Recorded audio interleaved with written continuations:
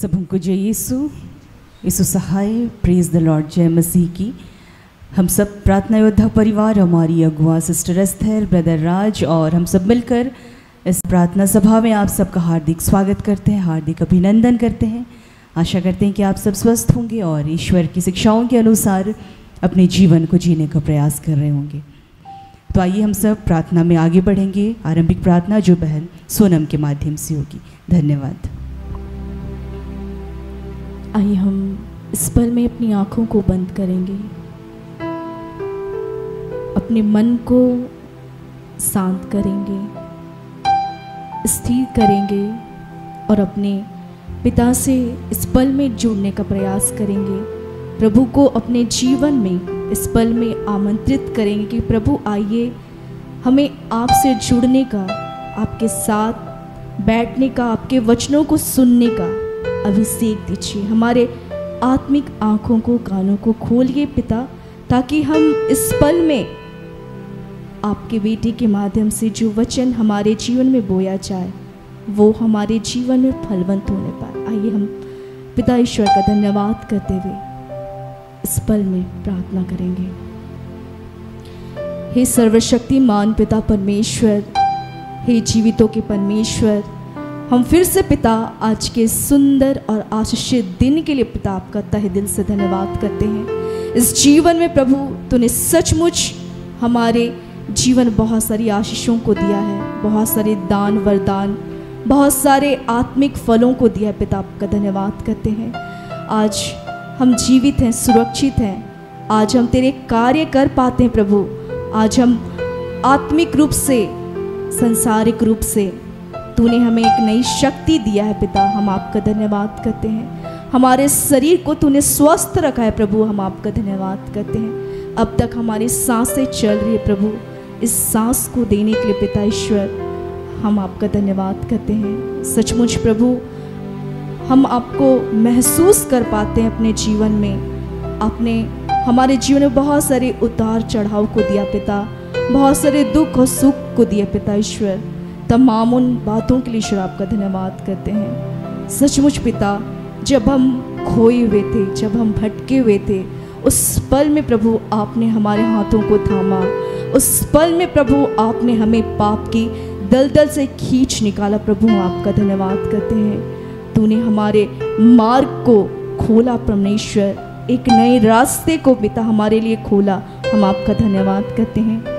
हमें एक सुंदर संगति को तूने दिया पिता ईश्वर। इस प्रार्थना योद्धा परिवार के लिए, सेवकाई के लिए ईश्वर आपका तहे दिल से धन्यवाद करते हैं। इस सेवकाई का चरवाहा प्रभु आप स्वयं हैं और इस चरवाहा को प्रभु परमेश्वर आप स्वयं चला रहे हैं। मेरे पिता आपका धन्यवाद करते हैं। इस सेवकाई के माध्यम से बहुत सारी आत्माएं बचाई जा रही है प्रभु, हम आपका धन्यवाद करते हैं। सचमुच प्रभु आपने अपनी प्रिय बेटी सिस्टर एस्थर को चुना, ब्रदर राज को चुना प्रभु, कि तू आज उनके मुख से होकर बहुत रहस्य बातें हमसे करता है प्रभु परमेश्वर।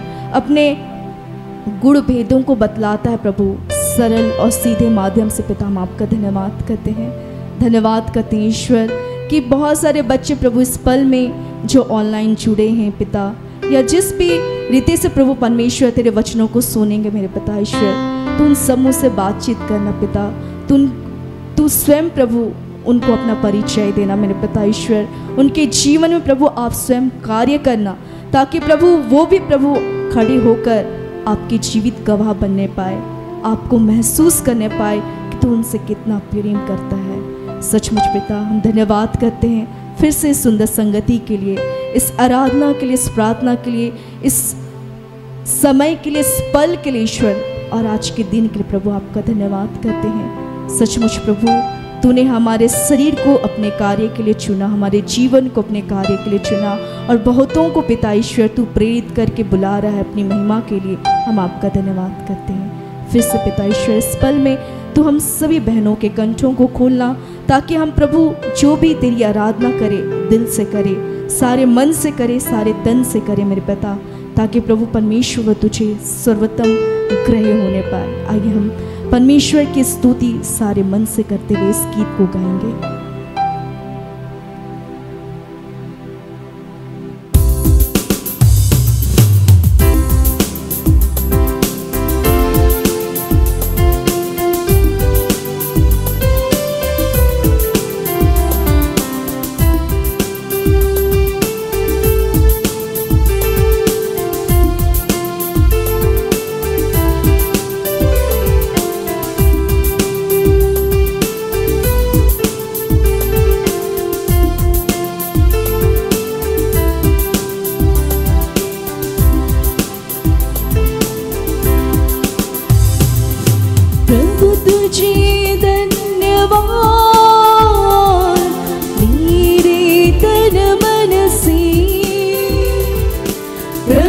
तुझे धन्यवाद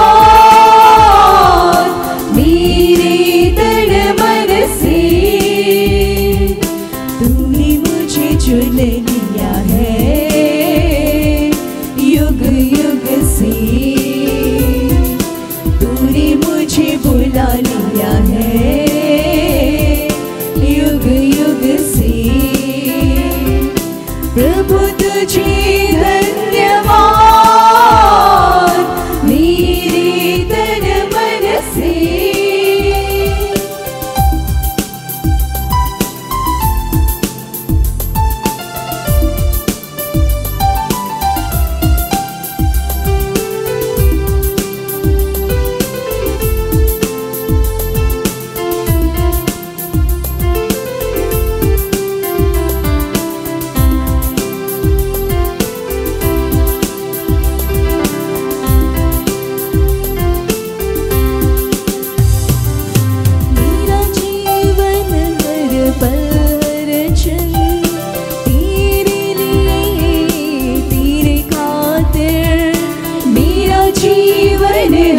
पल हर क्षण तेरे लिए तेरे खातिर, फिर भी तुझे मैं चढ़ाता, फिर भी तुझे मैं चढ़ाता, प्यार भरा हृदय से मैं कहूँगा तुझे धन्यवाद,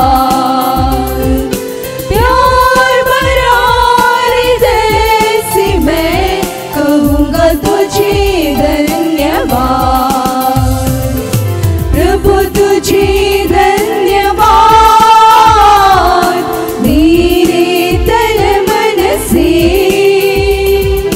प्रभु तुझे धन्यवाद मेरे तन मन से, तूने मुझे चुन लिया है युग युग से, तूने मुझे बुला लिया है युग युग से, तूने मुझे चुन लिया है युग युग से, तूने मुझे बुला लिया है युग युग से।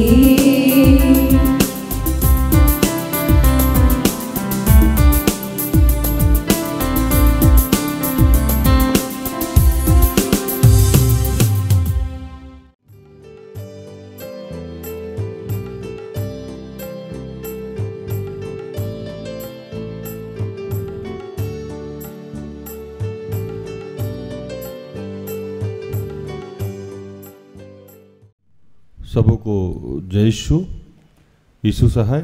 आज जो वचन मिला है हम लोगों को वो दूसरा इतिहास, पहला इतिहास 29 का 11 से 13।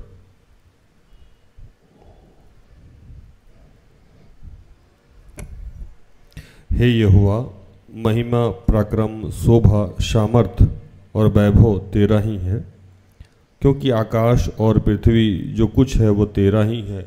यहोवा राज्य तेरा ही है और तू सबों के ऊपर मुख्य और महान ठहरता है। धन्य है धन और महिमा तेरी ओर से मिलता है और तू सबों के ऊपर प्रभुता करता है। सामर्थ और पराक्रम तेरे ही हाथ में है और सब लोग को बढ़ाना और बल देना तेरे ही हाथ में है। इसलिए अब हे हमारे परमेश्वर, हम तेरा धन्यवाद करते हैं, तेरी महिमा युक्त नाम की स्तुति करते हैं।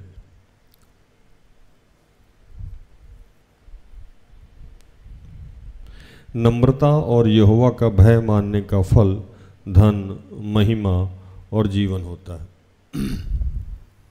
तो दाऊद के जीवन में कुछ नहीं था। दाऊद के जीवन में एक ही काम था कि दाऊद प्रभु का भय मानने वाला था, विनम्र था, नम्र था और एक ही काम करता था, वो महिमा करता था। और इससे लाभ क्या होता है? जैसे नीति वचन जो कहता है कि नम्रता और यहोवा का भय मानने का फल धन, महिमा और जीवन होता है।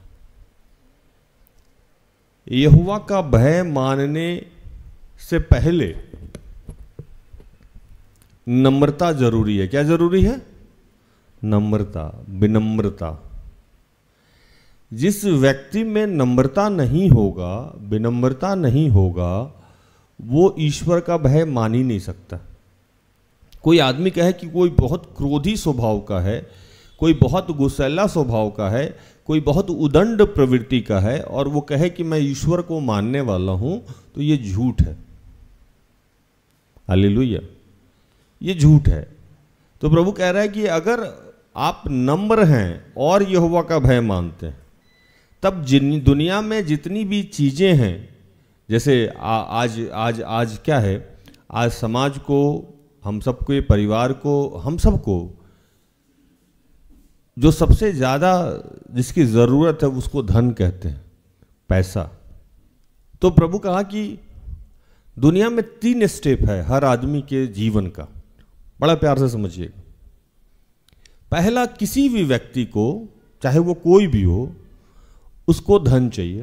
लेकिन एक समय ऐसा आता है कि इंसान के जीवन में बहुत आयत का धन हो जाता है और उसको लगता है कि अब यहां से एक स्टेप आगे बढ़ना चाहिए।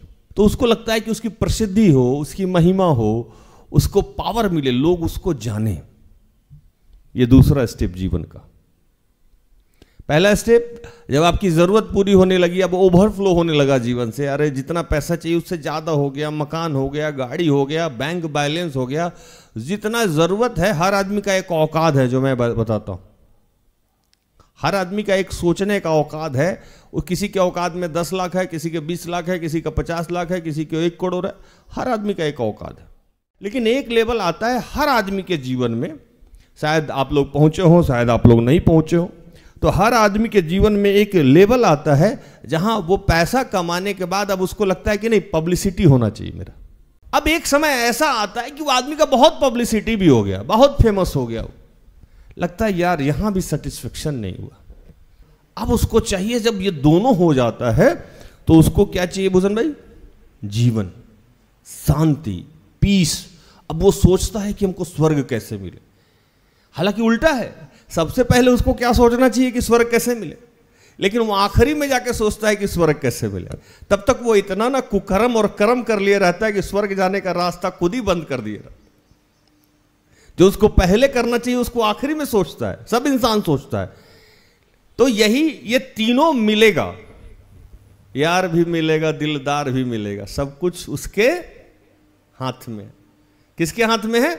उसके हाथ में। और दाऊद यही बात आज समझा रहा है।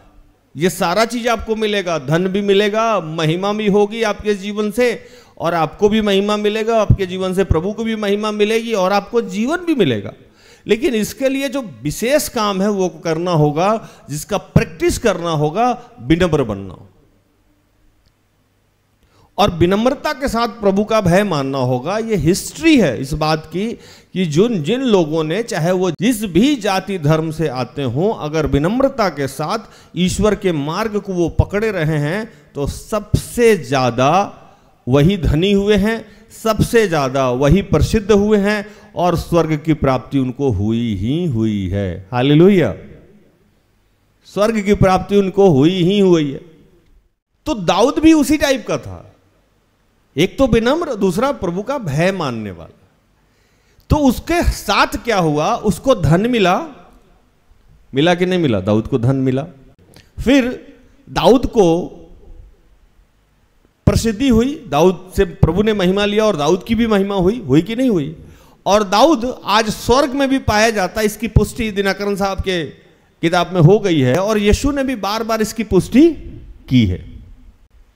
अब समझिए, अब एक दिन एक घटना घटी कि दाऊद बहुत दिनों से राजकार्य कर रहा था, और उसको एक बड़े शौक था, शुरू से एक उसका शौक था कि जिसमें प्रभु चला करता था, जिसको संदूक बोलते थे, वाचा का संदूक, कमिटमेंट, जिसमें सारा किताब उताब रखता था, व्यवस्था ववस्था सब चीज रखा रहता था।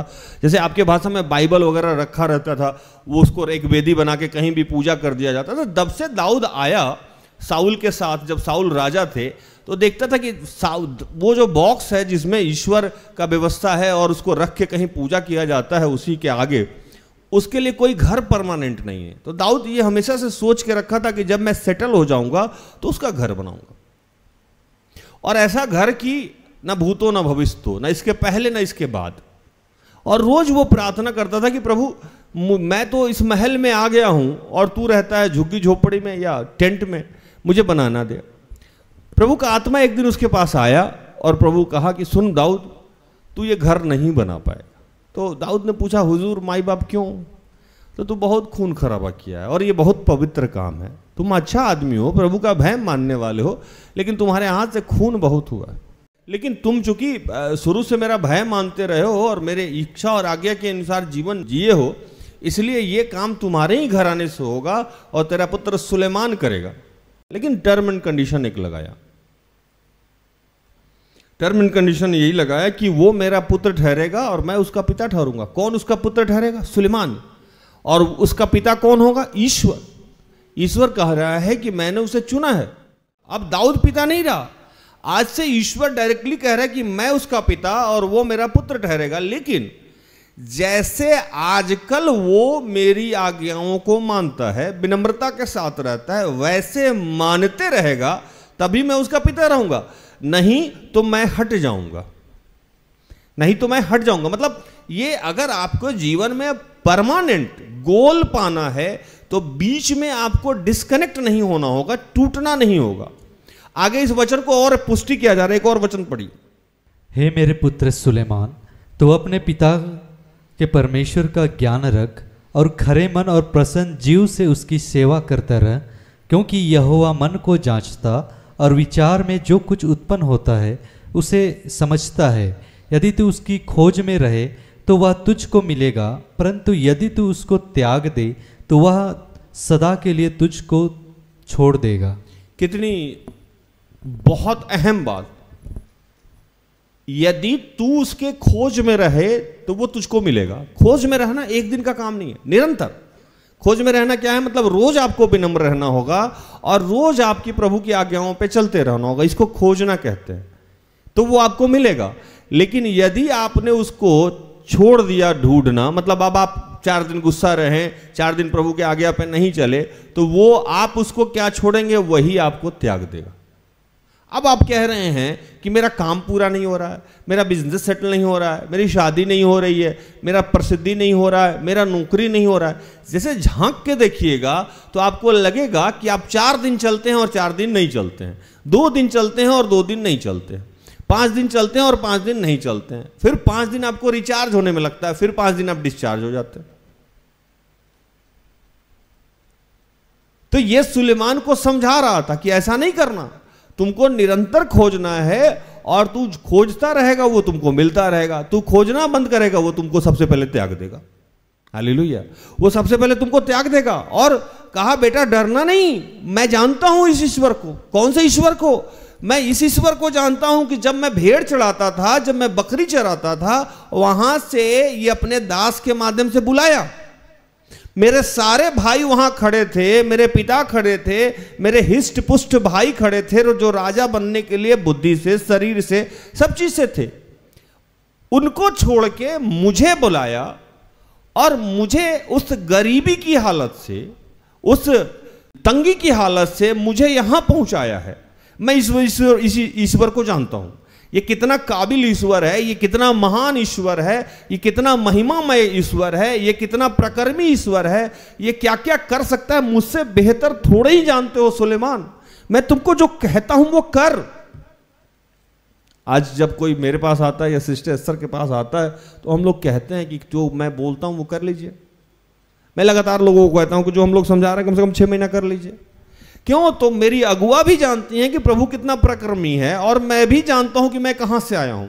वो भी अपने जीवन को देखती हैं कि वो कहां से आई हैं, किस परिवेश से आई हैं, किस घर से आई हैं, और मैं भी जानता हूं मैं किस मिट्टी के घर से यहां आया हूं। मेरा अस्तित्व क्या है, मेरा क्वालिफिकेशन क्या है, मेरा बैकग्राउंड क्या है, मैं भी जानता हूं। और प्रभु मुझे कहां लेके जा रहा है ये भी मैं जानता हूं।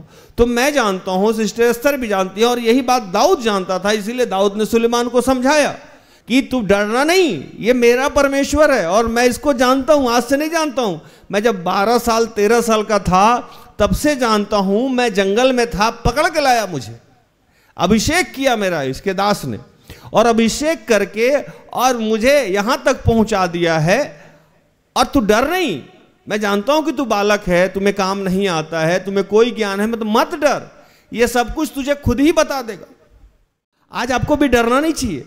प्रभु ने जिस काम के लिए आपको चुना है, आप डॉक्टर बनने के लिए चुने गए होंगे, आप बिजनेसमैन चुने बनने के लिए चुने गए होंगे, आप जिस भी काम के लिए चुने गए हैं वहां तक प्रभु आपको पहुंचाएगा ही पहुंचाएगा, छोड़ेगा नहीं, बशर्ते कि आप उसको नहीं छोड़िए। आप रोज ढूंढिए, और ढूंढने के लिए कुछ और नहीं करना है, आपको सिर्फ विनम्र बने रहना है और प्रभु की जो बेसिक आज्ञा जो सिखाई जाती है। मैं ये नहीं कर रहा हूं कि सारा दिन जाकर चर्च में बैठे, मैं ये नहीं करता हूं कि सारा दिन आप ये नहीं करें। देखिए, कुछ लोगों को ये समझना है, दुर्बलता अलग चीज है और प्रभु का आज्ञा मानना अलग चीज है, जो मैं बार बार समझता हूं कि जवानी में बहुत सारी दुर्बलताएं हो सकती है, हो सकता है कि मैं कभी व्यभिचार में गिर गया, ये दुर्बलता है और आज्ञा अलग चीज है। दुर्बलता और आज्ञा को कभी मैच नहीं करना है। आज्ञा का मतलब है कर्तव्य निष्ठा, आपको जो कर्म करने के लिए बोला जा रहा है वो करिए। दुर्बल तो सबको ही होता है, जितने लोग पृथ्वी पे आए हैं उस सब में दुर्बलता कम या ज्यादा है, वो आज नहीं तो कल प्रभु के सामर्थ्य से जाएगी। लेकिन मैं प्रभु के आज्ञा मानने का जो बेसिक शिक्षा है उसकी बात कर रहा हूं कि उसको पकड़ के रखिए, उसी को प्रभु को ढूंढना कहते हैं, उसी को प्रभु को खोजना कहते हैं। और उस आज्ञा पे प्रार्थना होता परिवार बार बार बात करता है कि एक दूसरे से प्रेम करें, विनम्र बने रहें, किसी जरूरतमंद की काम आए। ये बेसिक शिक्षा है, लेकिन बेसिक शिक्षा को छोड़ के बाकी सारी बात पे हम ध्यान दे रहे हैं, हम दान दे रहे हैं, हम उपवास कर रहे हैं, हम धर्म का काम कर रहे हैं, हम चर्च जा रहे हैं, हम फलाना कर रहे हैं, ठिकाना कर रहे हैं, सब कर रहे हैं, लेकिन बगल में कोई किसी को समस्या हम देख नहीं रहे। तो प्रभु बोला नहीं, बेसिक काम विनम्रता हो, तो अगर आपके बगल में कोई मर रहा है तो आप देखोगे ना भैया। तो विनम्रता का मतलब ये है, प्रभु को ढूंढने का मतलब ये है, ये बेसिक गुण आप में होना चाहिए। ये बेसिक गुण सुलेमान में डालना चाह रहा था दाऊद, और उसके बाद एक घटना घटी। दाऊद ने सारा चीज जब कर दिया, तो जिस बात को मैं आज बताना चाहता था कि एक चरवाहा जो भेड़ चढ़ा रहा था, वो अब क्या करता है कि मंदिर के लिए सबसे पहले वो डोनेशन देता। सोचिए कितना धनी था जो वो डोनेशन देना शुरू किया। और दाऊद ने क्या किया, सारे लोग तो इकट्ठा ही थे, तो उसने कहा कि मैंने जो कमाया है उसमें से कुछ अंश मैं प्रभु के मंदिर के लिए देना चाहता हूं। पहला डोनेशन दाऊद का 3000 किकरा आरोप ऊपरी का सोना 3000। अब 3000 किड़का सोना क्या है ये आप जान के आपका सर चकराने वाला। बाइबल पुष्टि करता है कि 3000 किड़का का मतलब आज के डेट में 110 टन। एक बकरी चराने वाला आदमी विनम्र होके और प्रभु की आज्ञा को मान के, प्रभु की आज्ञा कैसे मानता था अगर आप पढ़िएगा तो जानिएगा। साउल जो उसका सबसे बड़ा दुश्मन था वो उसके हाथ में लग गया, बोला नहीं मारेंगे, ये अभिषिक्त है, छोड़ दिया। ये विनम्रता थी उसकी, जो उसको मारना चाहता था वो हाथ लगा, छोड़ दिया। और उसमें विनम्रता इतनी थी कि साउल का जब वो राजा बना तो पूछा कि साउल के परिवार से कोई बचा है तो उसको लेके आ। तो एक अपाहिज बचा हुआ था, उसको लेके आके अपने डाइनिंग टेबल पे खाना खिलाता था। हालेलुया। एक चरवाहा आज 1,10,000 टन डोनेट कर रहा है सोना, चांदी तक कोई कीमत नहीं और लोहे का कोई कीमत नहीं। और जब इसकी ये बात हम आज के रेट में करें तो आज के डेट में समझाने के लिए समझोगे तो ये अरब में रुपया था, अरब खरब में रुपया था। 72 खरब रुपया जो एक मंदिर बनाने के लिए उस दिन सिर्फ सोना का, बाकी जो जमीन दिया, लोहा दिया, चांदी दिया वो अलग है।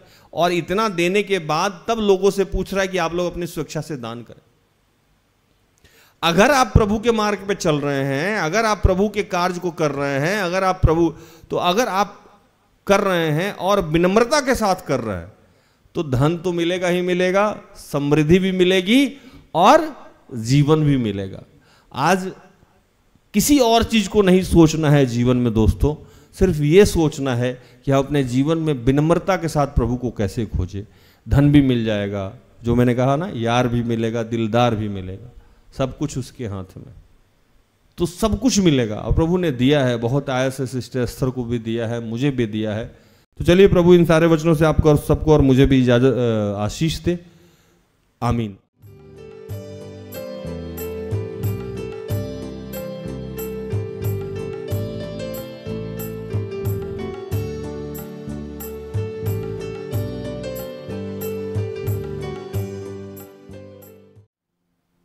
आइए हम प्रार्थना करेंगे। प्रभु से कहें कि प्रभु आज हम सबको विनम्र बना और हम निरंतर तेरी शिक्षाओं और आज्ञाओं पे चलते रहें, निरंतर तुझे ढूंढते रहें। हर रूप में हम तुझे देखें, माँ में तुझे देखें, पिता में तुझे देखें, भाई बहन में तुझे देखें, अगुआ में तुझे देखें, दोस्त में तुझे देखें, हर जगह तुझे देखें प्रभु।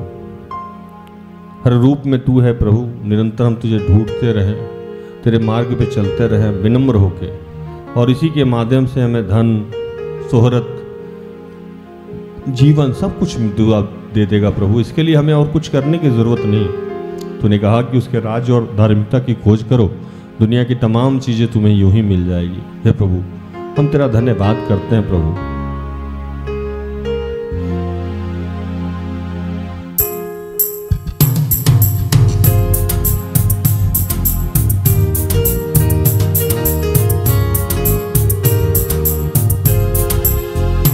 जीवन मिलता मिलता ठहरी ठहरी बरकत आई है खुदा। जीवन मिलता मिलता ठहरी ठहरी बरकत आई है खुदा। जीवन मिलता मिलता ठहरी ठहरी बरकत आई है खुदा। जीवन मिलता मिलता ठहरी ठहरी बरकत आई है खुदा। वो बंधन टूट गए गम भी मिट गए आंसू सुख गए खुदा। वो बंधन टूट गए गम भी मिट गए आंसू सुख गए खुदा। जीवन मिलता मिलता ठहरी ठहरी बरकत आई है खुदा।